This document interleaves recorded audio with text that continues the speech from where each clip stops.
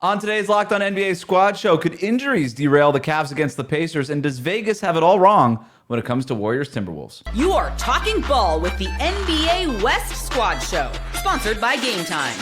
From the Warriors to the Lakers, the Mavericks to the Nuggets, and everyone else in the West, the local experts of the Locked On Podcast Network bring you all the scoops, breakdowns, and the most comprehensive look at the Western Conference.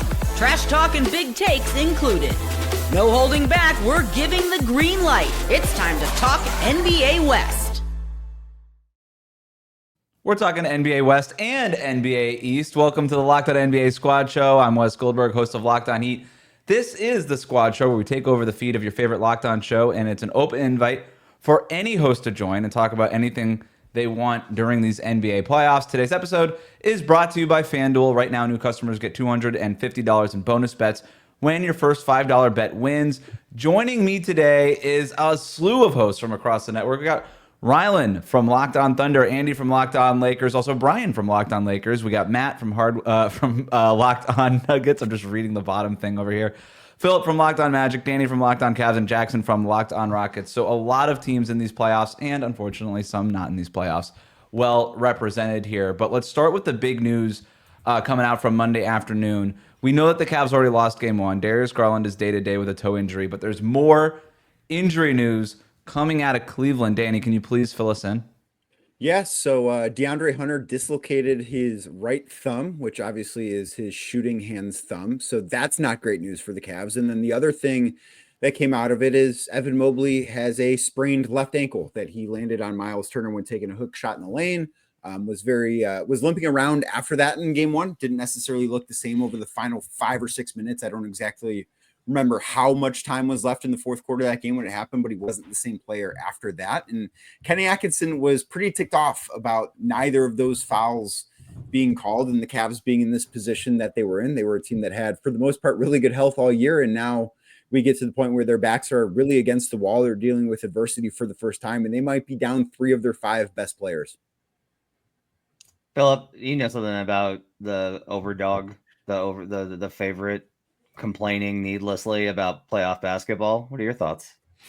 Yeah, I mean, obviously injuries are injuries, and you can't do much about them. They're kind of out of your control. I mean, Cleveland would probably say that the last few years, the reason they weren't a higher seed was because of injuries. And so it just happens that these injuries are happening later in the series. But if you're a championship team, you find a way to get over.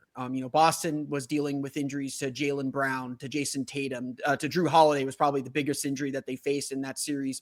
And obviously they weren't so serious that the guys weren't playing. Jaylen Brown said he dislocated a finger in game 3 of the series against the Magic, played through the rest of that game, played through the rest of the series. Obviously that was his non-shooting hand, if I'm not mistaken. So it's a little bit different, but if you're a championship team, you find a way. And obviously Donovan Mitchell is still there. They still have Jared Allen. The Cavs still have plenty of firepower. They've got to find a way. They can't use that as an excuse. They can't pack it and say, oh, this season's lost because of injuries. We're going to do it again next year. This is their window. This is their opportunity. And if they're a championship team, they're going to find a way against this Pacers team. I mean, I think the important thing here for Atkinson is, if he's got these injuries, he's got to make sure that he plays the absolute worst player to replace in the starting lineup if those guys are out. Like, if he can just find the worst players imaginable. What are you doing playing Sam Merrill? What are you doing? Like, the first play of the game was, oh, God, Sam Merrill is winding up on a switch, and Siakam gets an open three-pointer. He missed it, but I was like, what is happening? What is happening? What was that game plan, Danny? Like, you talk about shot variance, and you're not wrong on the shot variance stuff, man, but, like, that definitely looked like a team that played the Miami Heat in the first round and then listened to Locked On Cavs about how impressive it was that they beat the Miami Heat in the first round by that much and then internalized all of that hubris. Good God, man. Yeah, that's not the direction I would have gone if I were Kenny. I think Sam made more sense against Miami just like from a matchup standpoint. I would have gone Dean Wade in the starting lineup and just played bigger, downshifted Max Strus to the 2 without Darius Garland available and gone at it that way. Like, I think that is what would have made the most sense. Kenny wants to lean into offense, which I don't think is necessarily the worst idea in this series against the Pacers. Like, I do kind of think that there's going to have to be we have to outscore you. And I think both teams probably feel that way, but Sam is not the direction I would have gone. And they want to make Tyrese Halliburton work. And I suppose Sam is going to do that more than Dean Wade, where he would just hide on him. And the Pacers early in that game didn't want Halliburton switching, and it led to some wide open 3-pointers for Sam Merrill that he just missed it. Like he needs to make if he's going to be in the game. It's not the direction I would have gone, but they want to lean into offense. They think that's what Sam provides there. Jackson, was Sam Merrill the worst starting shooting guard for a team on Sunday that lost? Unfortunately not. Thanks for rubbing salt in the wound, Matt. I appreciate it very much. But isn't there a difference? I mean, going back to Philip's point, like the championships teams find a way. It's different when Boston beats Orlando or when Cleveland beats Miami. I mean, this Pacers team is really good. They won game one. Do we think it was just because of the injuries that they won game one? No, I think it's more than just the injuries. Like the Pacers were the ones that dictated how this game went. And I thought the Cavs did a better job as the game went on of kind of dictating the style. But early on, they got punched first and it took them too long to respond. And that's ultimately why they lost this game. Like they were outscored by 12 points in the first quarter and had to play catch up the entire time. And that's a really difficult thing to do in a postseason game. But to Philip's point, and listen, Indiana's really, really good. They are a very good team. I think they're the third best team in the East behind Cleveland and Boston. Like, they are better than New York. I don't have a question about that. But what I keep coming back to is Donovan Mitchell's probably going to finish fifth in MVP voting. He's probably going to make first team All-NBA when that stuff is announced. The Cavs are dealt a bad hand right now because DeAndre Hunter probably not going to play. Evan Mobley probably not going to play. Like Kenny Atkinson said questionable, and then he said doubtful like 30 seconds later. As we record this, the injury report, the official one, not out, but it just doesn't seem like those two are going to play. So Donovan's going to finish fifth in MVP. He's going to be first team All-NBA. Okay, go win your team a playoff game. Like, that is what Donovan Mitchell is in Cleveland to do.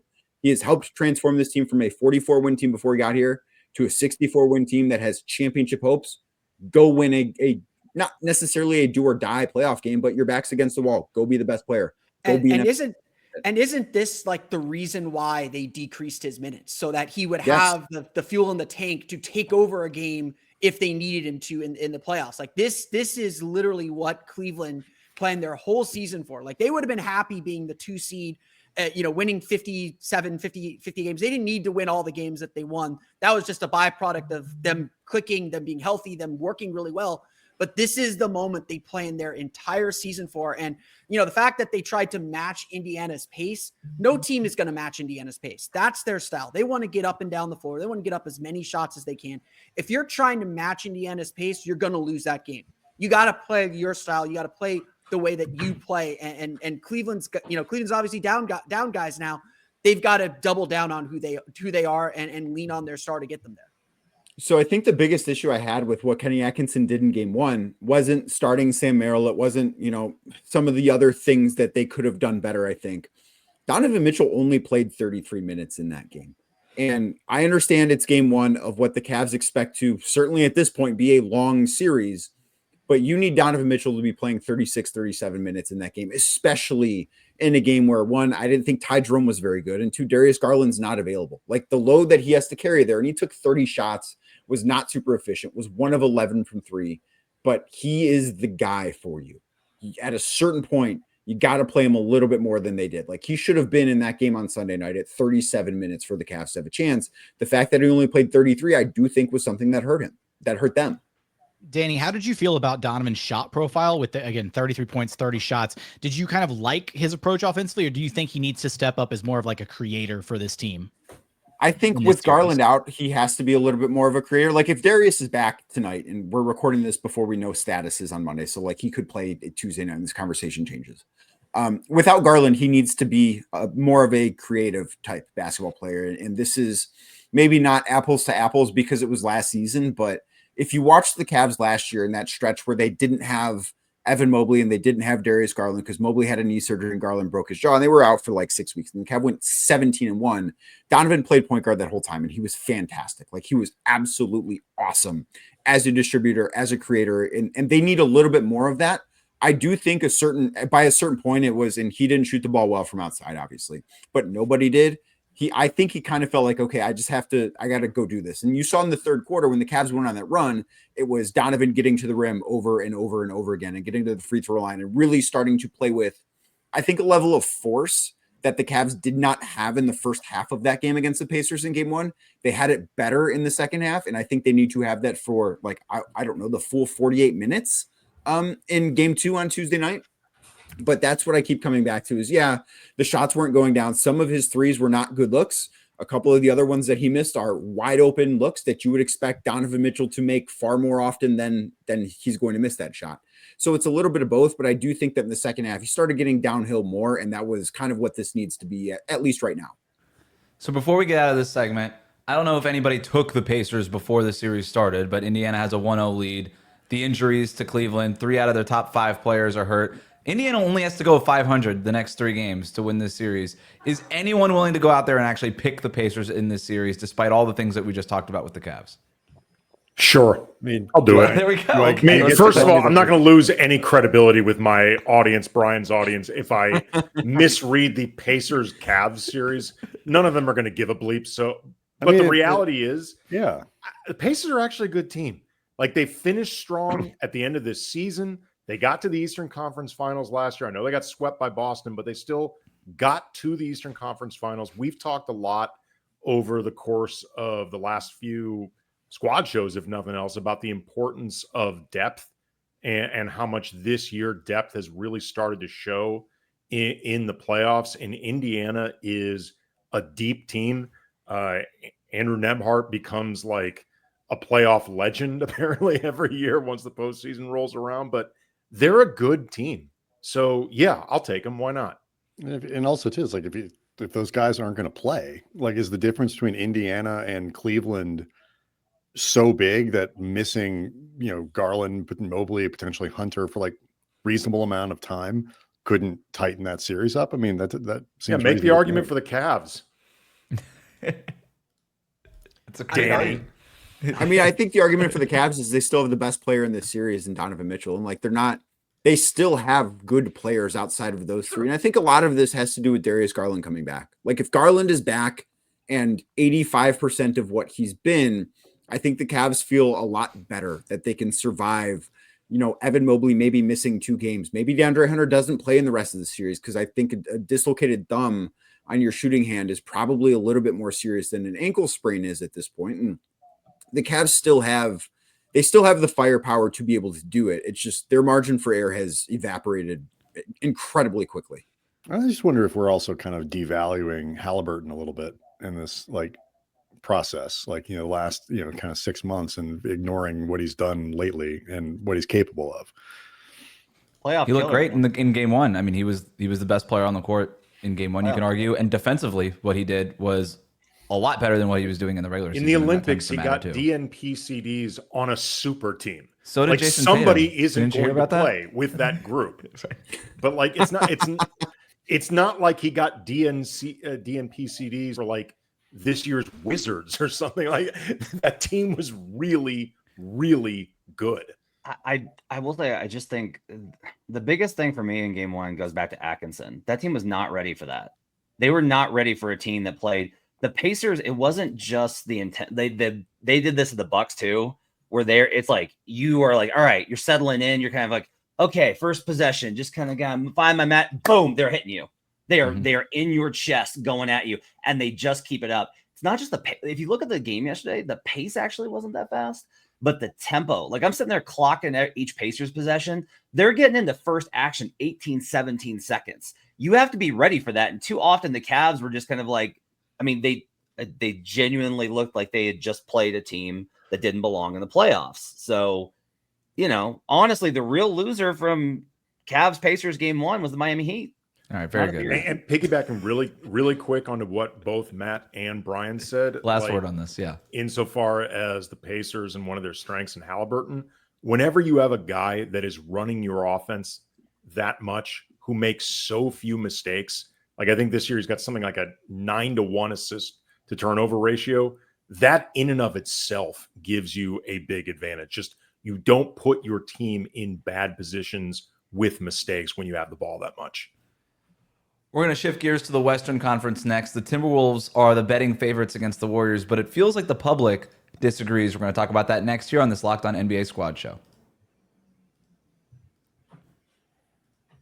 Today's episode is brought to you by FanDuel. The NBA playoffs are in full swing, and every night delivers highlight-worthy performances, major momentum shifts, and can't-miss moments. Whether it's a game-winning shot or a breakout player, there's never been a better time to get in on the action. FanDuel makes it easy to stay in the game before tip-off and live with player props, performance trends, and same-game parlays. Fans have more ways than ever to play smart and win big. Which players are showing up in the biggest moments, and how could tracking their trends help you build your next bet? You could find out on FanDuel. You could find out what it would look like to combine live prop bets mid-game based on how the action unfolds. You got to read on who's heating up. Why not back it up with the same game parlay as the action is going? And how could a $200 bonus in bets add to the excitement if your first $5 bet hits? New to FanDuel, it's the perfect time to sign up. Head to FanDuel.com and place your first $5 bet, and if it wins, you'll get $200 in bonus bets. Make every moment more with FanDuel, official sports betting partner of the NBA.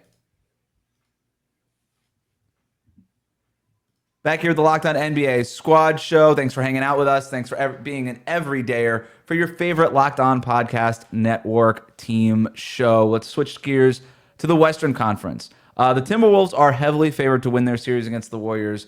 FanDuel has them at minus 178 on FanDuel Sportsbook. That's basically implying a 64% chance of them winning the series, which feels pretty heavy for a 6-7 series. We don't really see these very often, so I think it's tough to make a pick, but 64% chance for Minnesota to win this series. That's where Vegas is. Feels like a lot of the public is looking at Golden State after their exciting win against the Rockets in round one, but I don't know. I don't know how you would pick this series, so I'm just going to leave it up to the group here. Does anybody have a strong feel for who should be favored in this? I still like the Lakers despite LeBron's injury. I feel like they can come through here. You know, you got the power of Luka. AR is due for a. I'm sorry. Did I get sidetracked? Yeah, I think you're living in the wrong the wrong Let's talk about world the here. Met Gala next on ESPN. That's the third segment, Matt. Don't spoil it.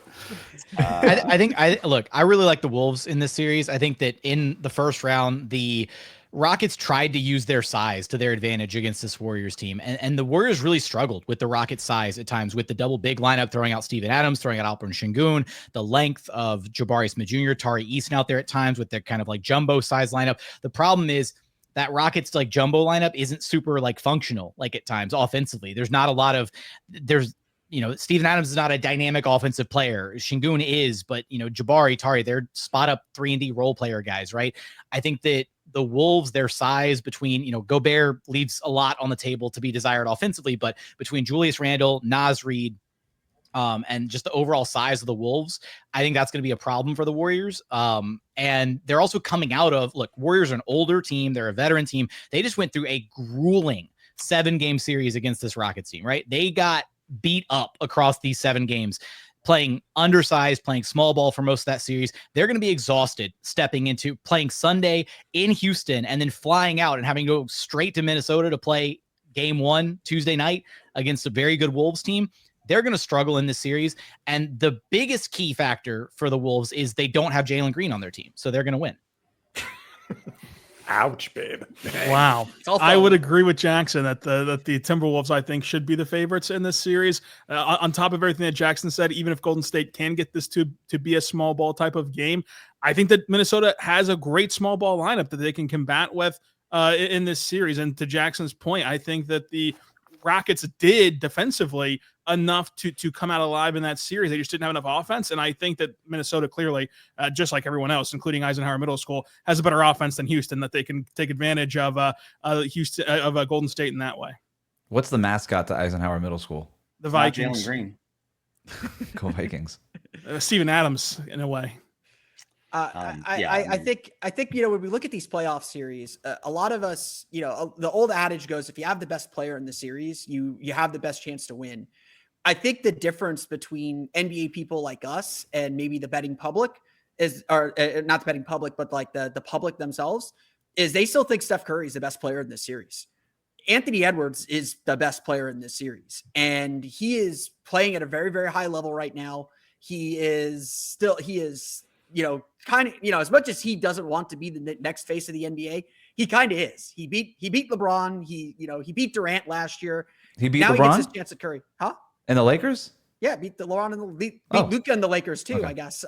But we're talking about kind of the old guard passing the baton.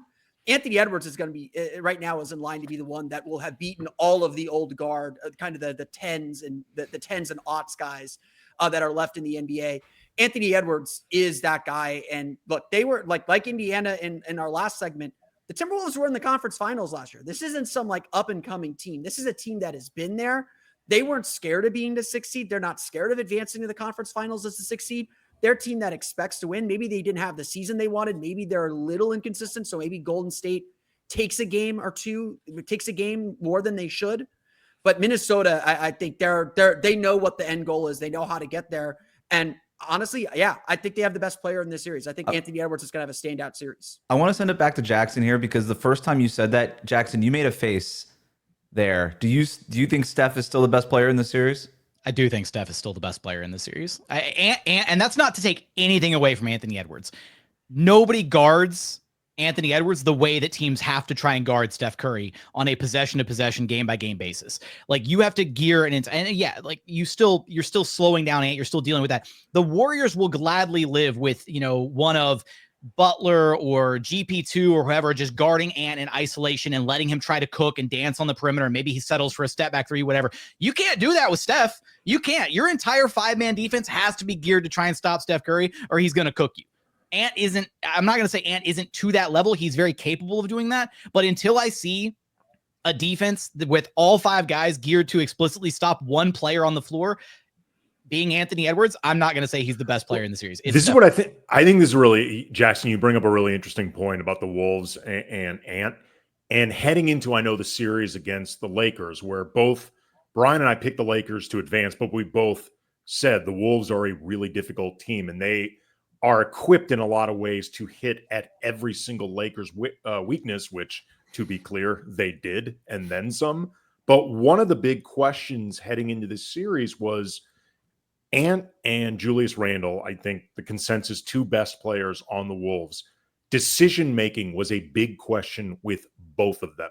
And both of them made excellent decisions throughout this series. And I think both of them now have really good proof of concept. Like, seriously, if you play this way and approach defenses this way and your decisions this way, you can both win and still dominate a series. Like, both of them were so good. Like, Randall completely turned around, at least for one series, a reputation of being a guy that's a liability in the playoffs. So if they can avoid some of what Jackson was talking about in terms of, dancing in space and making good decisions, I think they actually are going to be too much for the Warriors to handle on a bunch of different fronts. My thing is, I just think the series is really fascinating from a matchup perspective, because I start thinking about, okay, well, like the Warriors went really small against the Rockets.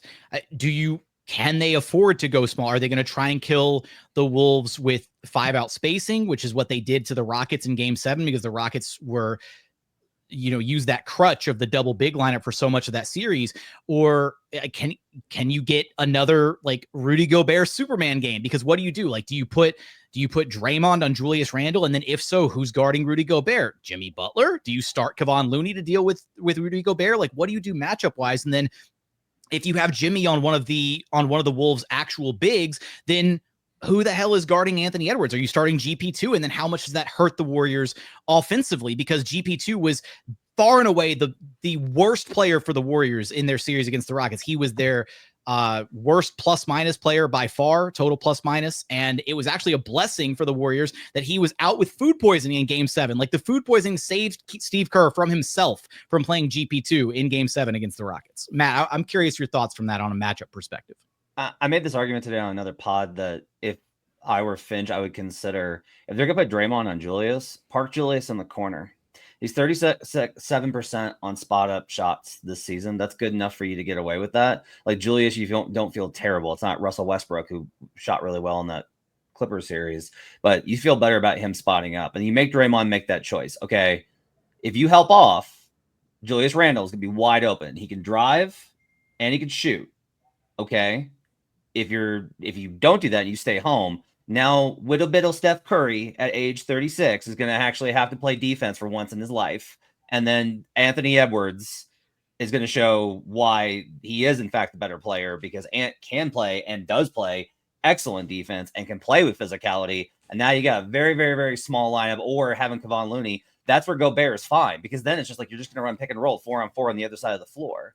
Like, you just isolate Draymond out, and then you play on the other side of the floor, and you're going to be in a much better situation to attack that defense. Like, my big question here is just honestly, like, are the Warriors good? Like, I'm asking, are the Warriors good? Did anybody watch that Rocket series and go, man, this Warriors team? Or did you just go, God, Houston, can one of you make a shot? Yeah, the latter. I've experienced in that. Which one did you do, Matt?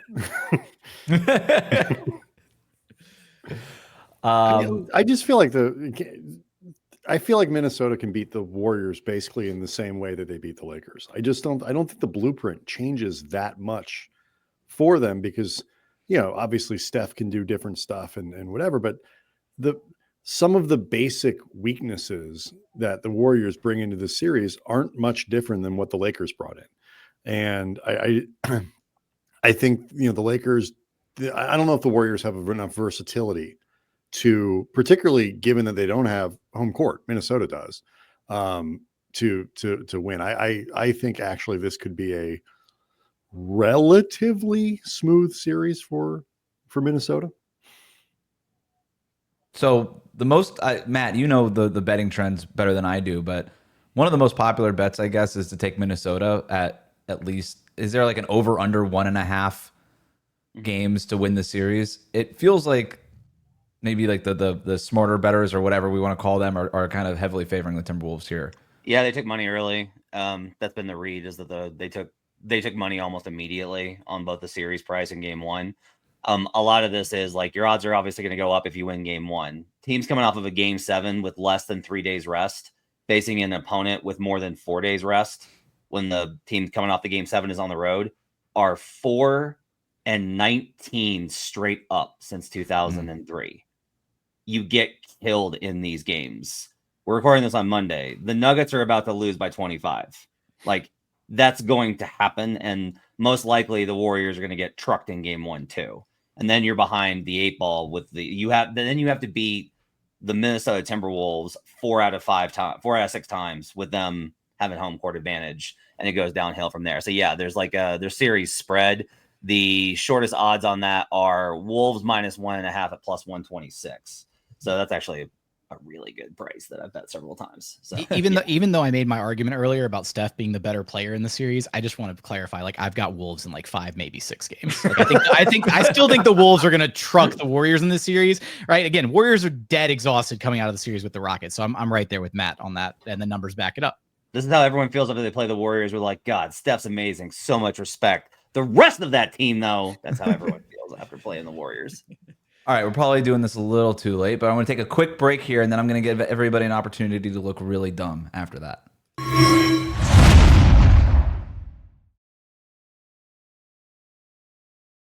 All right, so we've already hinted at it a couple times. We record this on Monday afternoons, and it doesn't come out until Tuesday. And luckily for us, there are 2 NBA playoff games tonight. We have Knicks at Celtics, Nuggets at Thunder. So here's what we're going to do. We're going to go around the horn here. I want everybody to give me your prediction on the winners of these 2 games, because then by the time people actually hear this, we'll know whether or not you were right or wrong. So I want the prediction, and then something else, something that happens, maybe a high score. Just give me something else in addition to your prediction. Rylan, you're right next to me on the little YouTube thingy, so we're going to start with you. Yeah, I'm going to go Celtics get game 1. I think that they're going to have about a 15-point win over the Knicks. Let's see if that can come true. And then Thunder win game 1 as well because of the rest advantages. Matt, you have great stats on teams that have had to play a game 7 and travel to game 1, where it's not looking great for Denver in that regard. The bold prediction, I guess, for game 1 would be that Aaron Wiggins has 17 points. Ooh, I love that. That's 16, not 18. 17. 17. We're not even setting over-unders. It's 17 points. How many three-pointers? Andy, your prediction. I'm going to say Celtics over Knicks. The Celtics have a completely clean injury report right now, so I'm calling this, as far as his triumphant return, the Drew Holiday game. I think Holiday is going to have 20-plus in his triumphant return against the New York Knicks. And I am agreeing with Matt that there's a trucking in store for Denver. OKC versus Denver. And in that game, it's going to be a massive, explosive showdown between Shea and Jokic, where Jokic unfortunately comes out on the losing end. I'm doing this mostly for the content. I'll take Knicks in the first game. There you go. So I think every indicator is like, oh God, the Celtics are going to kill them. The Knicks have no chance. And these are always the games where it's like, what could possibly go wrong? Like, I mean, I listened to this podcast this week that was a crossover between the Cleveland Cavaliers pod and the Indiana Pacers pod. And like the Cavaliers host was so confident because they beat the Miami Heat, and then they walk in and lose to Indiana. Shout out to Danny who left us. I just think that basketball is random, and sometimes those things will go the other way. And I think that the market and the expectations, like this is one of those typical like what games. So I'll take the Knicks here. I don't really believe it, but I'm going to go ahead and do that so I can victory lap later. Nuggets get trucked, rest advantage. Thunder are awesome. They're going to win this game by 25 plus.